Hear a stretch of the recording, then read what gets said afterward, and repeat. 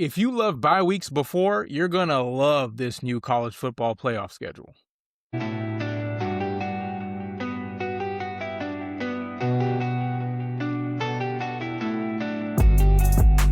Welcome back to First and Short, your first place to get short bits of college football news and analysis. I'm Aaron, and I'm here with my co-host Mashfik, and we have a lot to talk about today.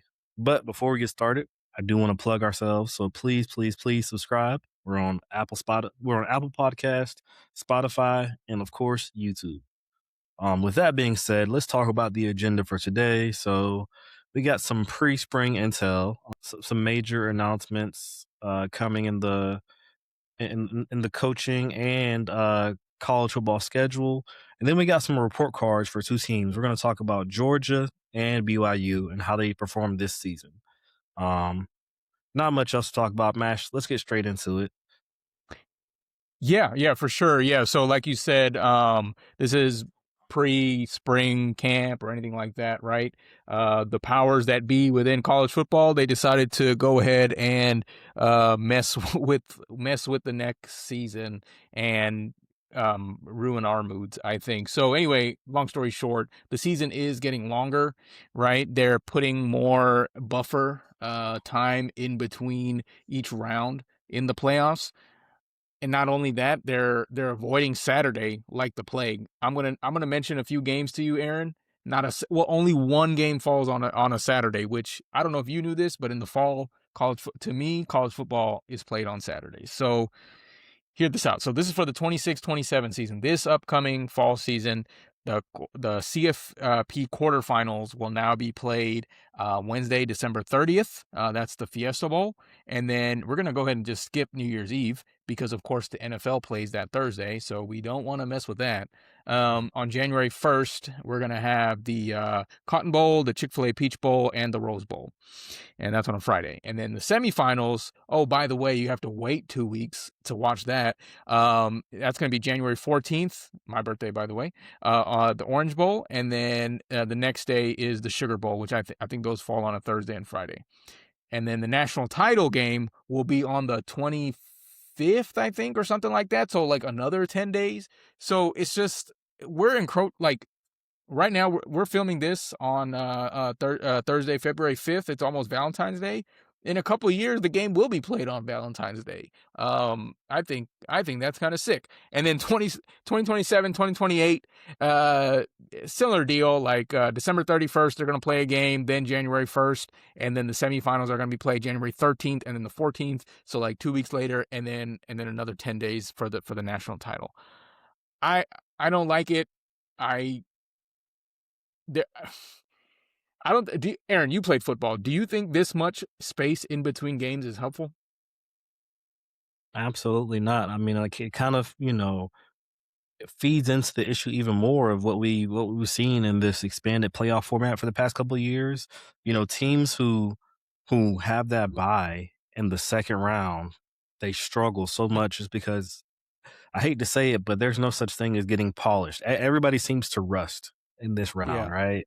Right. So, yeah, no. So, but from experience and playing football, no, it's never fun to have this much downtime and have to try to stay active but not hurt your own teammates, right?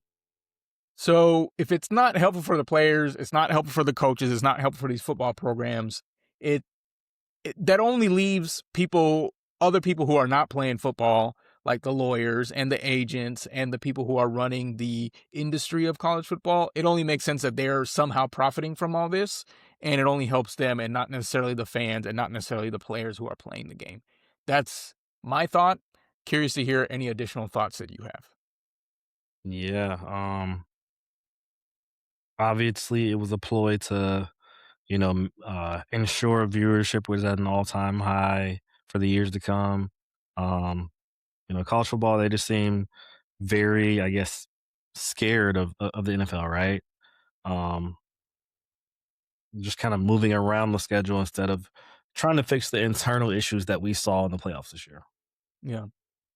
I do want to say, something that you might have seen on social media, the college football regular season is 12 weeks. week 11 is now the middle of the season between Mhm. like September 1st or Labor Day, whenever that game happens, and like the college football national championship game. Week 11, when you're looking for turkeys in November, that's when you're only halfway there, buddy. Yeah. Um, That is insane. That is insane. Um, yeah. I'm starting to think more and more about college football. Have we seen a sport change or a dynamic move this fast before in sports? Like, I mean, not that old, but I feel like I haven't seen many sports change and evolve this fast.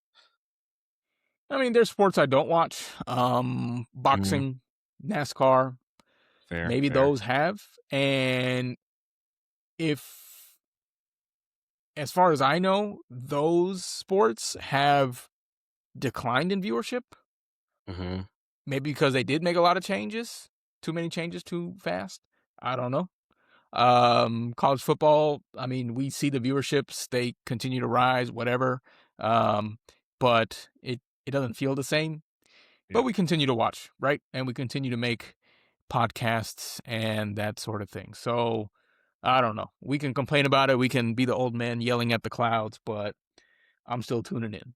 So Mhm. you got me. All right. So let's move on, man. I heard the Gus bus is shutting down for the last time. That is right. Gus Malzahn, he's retiring after just 1 year as the Florida State offensive coordinator. He went 5-7, but of course, he had a very very long career at a lot of different schools.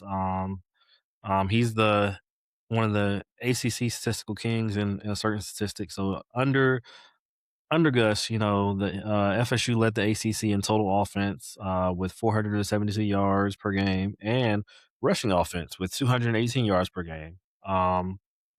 Another thing to consider is they were a part of that 700 club, right? For the first time in program history, FSU recorded back-to-back games with over 700 yards. So he, even though he didn't leave, with the biggest mark or biggest impact in terms of record or where they ended the season, he left his mark. He showed his value, right? Some single game fireworks to talk about in the 2025 matchup against Kent State, right? The unit hung a whopping 775 total yards. There was, that included a school record of 498 rushing yards. So he's a Hmm. part of history, right? Even with his small stint at this school, not even being the head coach. So we just got to tip our caps off to Gus Malzahn and the impact he's made. Um, yeah, as far as like, explosive plays, he did well at that this year as well. Yeah. So all in Hmm. all, anywhere the guy went, he made some pretty, notable impacts, great memories. Mash, for you, what was the like your favorite memory? I know Gus Malzahn was more than just an offensive coordinator at Florida State. What are some of your favorite memories you've had of him in his career? Y- yeah. My favorite memories. Well, first of all, I just want to say before I get into that, the guy spent 1 year here at Florida State. That started with beating Alabama again, right? Yes. I think I saw he is the winningest coach against Nick Saban that's played him, plus 6 or more times or something like that. He was a head coach at Auburn, so obviously they played every year, so he had a lot of at bats at it, but he did win a lot against Alabama and Auburn. Um, I will say the funny thing about it though, this 1 year thing, is that spring practice hadn't even started. He took a look at the team and just said, "I can't do this," and he Hmm. just said bye. Because he could have left back in November when their season was over. He left in February once he realized, oh, this is what our portal's looking like. I'm gone. Yeah. So that's funny to me. Anyway, looking at favorite memories, I would say I wasn't at this game, but I was in my apartment with my roommates in college at the time, and it was what they dubbed the prayer at Jordan Hare, and it was against Georgia, and Georgia was like ranked, I think in the 20, like I think they were 25th. Auburn was a national title contender favorite, and a literal miracle happened. I think it was a 4th and 18. Nick Marshall, who used to be a UGA wide receiver or DB, I forget, he throws Hmm. a ball that was supposed to get caught. It hit two Georgia players and then landed on the third Auburn player, and then he gets a touchdown. Obviously, Georgia was on the wrong side of that, but just a core memory in my brain. I was laid out on the floor, so that'll probably be my favorite play memory of the Gus Malzahn era. Anything for you? Yeah, this has to be my favorite play and maybe one of the most memorable plays in all of college football history, and that's the kick six, um, Iron Bowl, Auburn, Alabama at Auburn, right? Um, you can't mention, Gus Malzahn without this. It's arguably the greatest finish in sports history. 1 second left. Uh, Nick Saban, he lobbied to, time to kick a field goal attempt, and hoping if he missed, they would go into overtime. Uh, Gus puts Chris Davis back in the end zone. The kick fell short, and he returned it 109 yards later. The radio call, Auburn's going to win the football game. It became, immortal. Like it's going to live forever. I yell Like, it out sometimes. and then to think, that happened almost 13, 14 years ago, it just feels still so fresh because it was just such a huge moment, right? Like I remember where I was when it happened. I was, at my brother's house watching it and just screaming and like, we're not even true fans of either team. It was just a great moment in football. Yeah. That would happen rivalry weekend, that Thanksgiving weekend. So everyone was at their family's house. I was at my parents' house, and it's just, everybody was just chill watching football, and then all of a sudden that type of thing happened. So very good time for Gus Malzahn. Wish him the best of luck in whatever is up next for him. So let's get into some report cards here, Aaron. Today we picked Georgia and BYU. I'm going to let you go ahead and start with the University of Bulldogs 2025 report card. Okay. So the 2025 season for the Georgia Bulldogs was a classic Kirby Smart masterclass in responding to adversity, right? Though it ended with a familiar bitter taste in the Sugar Bowl after a shaky start that had some fans questioning, the post Carson Beck era, the Dogs reminded everyone why they own the SEC, right? So let's go ahead and get started with their expected record versus actual record. We're going to give them a B plus here, right? The reasoning for giving them a B plus is they were expected to do pretty well. They were expected to go 11-1 or 12-0. They were expected to be in the SEC title hunt, with the only loss being, maybe a Texas or maybe an Alabama. They ended up going 12-2, and they, did lose that second game in the college football playoffs. So they finished their regular season 11-1. SEC record was 7-1, and of course, that only loss came in the regular season came to Alabama at home. That's where they kind of get the ding, losing that home game, losing that record, right? The path to get there was definitely a roller coaster. They had some very close games, some nail biters, things where they had to just completely turn it around. You kind of think about the Tennessee game, right, where they had to go to overtime there, or the Auburn game when it just seemed like everything was going Auburn's way until a certain turning point. So again, they found a way to just fight through the adversity and finish with a pretty great record. The home loss just dings them, and then the playoff loss dings them. So that's why they get a B plus. Yeah. I do want to say no one else played 10 SEC games, although somebody played 10 league games. I think Indiana might have. Anyway, they had a hard schedule. But yeah, B plus, I agree with that. That sounds good. A lot of those games that you mentioned, where they were, Florida could have won, Tennessee could have won, Auburn could have won. They didn't, because they had better players and had better coaching. So let's get into coaching, what they got in that regard, right? So right off the bat, I think they get an A minus here. Kirby Smart, he's always pretty good. Chess. He's always playing 4D chess out there. I want to focus a little bit on Mike Bobo, because I think putting all the problems that Georgia has on him is a very casual kind of. It's like a cop out. Like I don't really know what I'm talking about. Let me just blame the offensive coordinator. It gets a lot deeper than that. But I think him and Kirby Smart, they both deserve flowers for how they handle this season for a midseason pivot. After that Alabama loss in Athens, the offense looked, like they didn't have an identity. Really, it was a lot of young guys growing up, but no one panicked. Coaches didn't panic. Kirby Smart didn't panic. He leaned into Gunnar Stockton's mobility and he really turned that ground game up, right? And he turned it into a buzzsaw. We saw Gunnar Stockton run more. We saw Nate Frazier run more. Chauncey Bowens run more. The defensive staff also managed to change things up because that scheme was looking very discernible, very we know exactly what you're going to do. And all of a sudden, those blitzes started becoming a little bit more exotic, right? And so I think that unit suddenly became more elite. And then again, those young guys started growing up, and I think all that goes up to coaching. So A- here once again. Yeah, yeah. Good inputs there. So we're gonna talk about their offense and defense. Overall, we'll give them a maybe an A here, but individually, they're gonna get an A minus on offense, A on defense. On offense, Gunnar Stockton, without a doubt, the story here.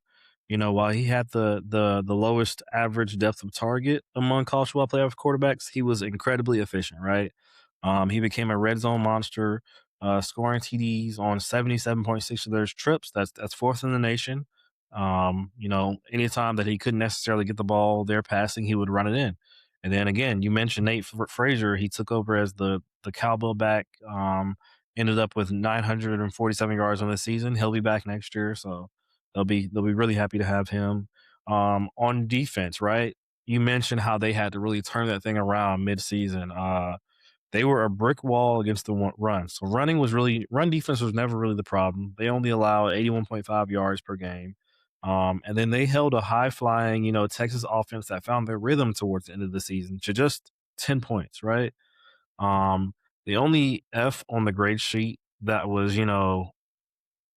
I guess tangible in a way for them was trying to contain, Ole Miss's vertical passing game in the Sugar Bowl. We saw glimpses of it in the regular season matchup, and they were able to overcome it then. But Ole Miss was just still able to really pick apart this defense like they wanted to in that playoff game. So that's why they get an A, but not the A plus that you want, right? Yeah.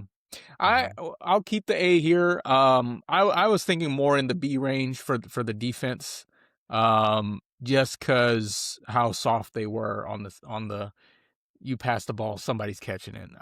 Too many Mhm. times people who weren't supposed to be scoring were scoring, and so Yeah.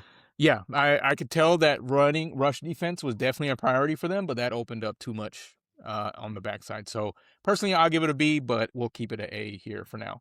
Mhm. Let's move into best win and worst loss. I think we'll go with the A minus here. I think the 28-7 win against in the SEC championship game against Alabama, it was a redemption kind of arc there, right? Revenge. And what better place to do it than in Atlanta in the SEC championship game? They obviously lost to them in the regular season, but in that second matchup, they just completely suffocated them and got a back-to-back SEC title win. The worst loss has to be that Sugar Bowl loss against Ole Miss. Mhm. Second, second Sugar Bowl loss in a row, Mhm. and it kind of sucked because they've also lost to Ole Miss 2 years in a row. So, um, that one stung for sure for Georgia fans, including myself, and obviously end of the season. So, um, yeah, A minus there. They won most of their other games by a small margin elsewhere, but yeah. Yeah, yeah, I can definitely agree there. Hey, I think they were a few plays and a few decisions away from not losing that Ole Miss game, right? So that's why they get the A minus. Very well managed season to not have the most star studded team, right? Speaking of the team, let's look and see how they prepared for the future and how they did in the portal. So we're gonna give them an A here. Kirby Smart, he famously called the postseason, utter chaos, but he navigated it perfectly, right? So he's got some good key additions. It's not like he added just a whole plethora of new team members, but he added some good keys. He's gotten Amaris Williams, the defensive lineman from Auburn, big win. Anybody from that Auburn defense, they all left, but anybody you can get from them is going to help. And so he's going to help beef up that pass rush that we saw was a weakness in the first half of the season, right? Um, he needed a replacement for some of his wide receivers. You had Zachariah Branch, who was awesome this year, and Dylan Bell, who's been awesome for the past couple of years. So they went and got uh, a wide receiver from their rival, Georgia Tech. They got Isaiah Cannon. He's 6'4", really, really good on the perimeter. He'll help. And then you got to think about retention, right? So Gunnar Stockton, he stayed for his senior year, and he's going to provide stability. Most programs are going to lose in the portal. And then let's not forget about how they're going to beef up their running game a little bit. They're getting a running back from Kentucky. They're getting, I think his name is Dante Dowdle. Um, yeah, so I think they're trying to put the pieces together to maintain this level of play for next year, and that's why they're getting an A from me. Yep. Cool. Um, Yep. And so the mhm. final grade for all that gets them an A minus from our end. They proved that obviously they're still the kings of the SEC, but something about beginning of December, Christmas, New Year's, they just can't get over that hump. So we'll see what they do next year. Let's move on and start with BYU. So the 2025 BYU season will go down as one of the most electric, out of nowhere runs in the history of this program, maybe the history of the Big 12. I don't know. Big 12 always seems to have somebody like that. We had Texas Tech this year, so maybe I'll retract that last statement. But after being picked to be near the bottom of the Big 12, I forgot where we picked them at the beginning of the season last year. But Kalani Sitake's squad, it turned Provo into uh, a, a real house of horrors for the rest of the conference as they came in, except for one team, Texas Tech. We'll talk about that a little bit more. So here is their report card. We'll start with their record. Their expected record was pretty low, somewhere between 6-7. And most analysts, saw BYU as a mid-tier Big 12 team, especially with their freshman quarterback coming in. I think he came in kind of late too, Bear Bachmeier. They actually went 12-2. 12-2. Those two losses being to Texas Tech, playoff team. They didn't, they shattered the expectations that were set for them. Long story short, so they won their first 8 games of the season by quite a bit, if I remember correctly. They were in the top 10. They reached the Big 12 championship. And again, they lost to a playoff team in Texas Tech, but they looked pretty good for most of the year. So here we'll give an A+ for shattering those expectations. Mm-hmm. Yeah, that's good. That's good. I agree there. Happy they were able to maintain that coach. Yeah, he was Oh yeah, definitely he on was log. looking to go to Penn State. That's right. He was on the radar for a lot of big programs. But BYU's proving that they're a big program and they're here to stay. Um, Offense and defense. So they're going to get an A- on offense, A on defense. Offense, who else than Bear Bachmeier, right? He threw for over 3,000 yards and 15 touchdowns. But most importantly, he added 11 rushing touchdowns. He was an ultimate gamer, just a guy that was willing to do whatever and put his body on the line to give it his all, right? At running back, you had LJ Martin. He was an engine and the workhorse. He got over 1,300 yards rushing, and he became, a nightmare for, you know, teams to tackle in the second half of games. So all in all, they had a pretty good 1-2 combo. On defense, Jay Hill's unit, was a takeaway machine. They finished near the top of the country in interceptions with 17, and they were statistically elite in the red zone. They ranked fourth nationally in opponent red zone scoring percentage. Led by Jack Kelly, the linebacker for the team. He was a man possessed. He led the team with 10 sacks. This is why they had such the good record they did in the Big 12, and this is why it's fair to say they were the second best team, to Texas Tech.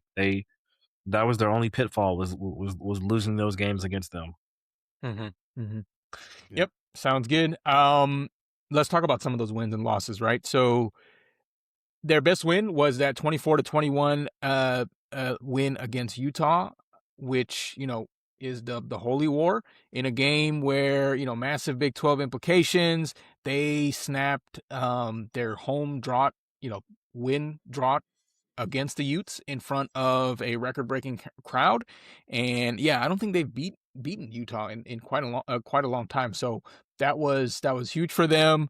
That was huge for the state of Utah and great for the program. That worst loss, they lost twice to Texas Tech, but that Big 12 championship, they showed up even less the second time around, right? So that first loss was rough, obviously, but getting dominated on a big stage like that is just a reality check, so to speak. So that was the lowest amount of points that BYU had scored all season, Mhm. and that just showed that yeah, they have some fireworks available, but there's still a gap to close against like elite physical defenses like Texas Tech had.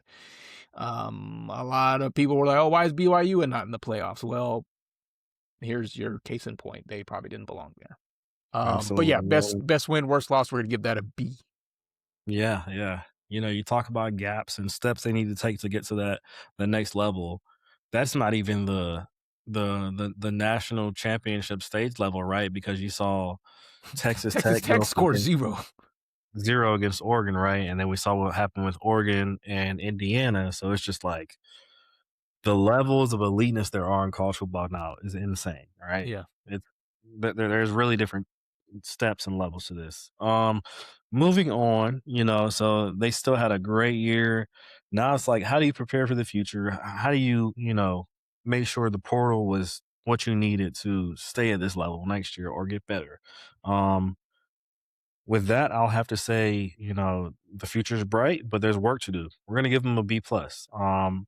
Here's why. The good they did is they're going to retain 80% of their offensive production.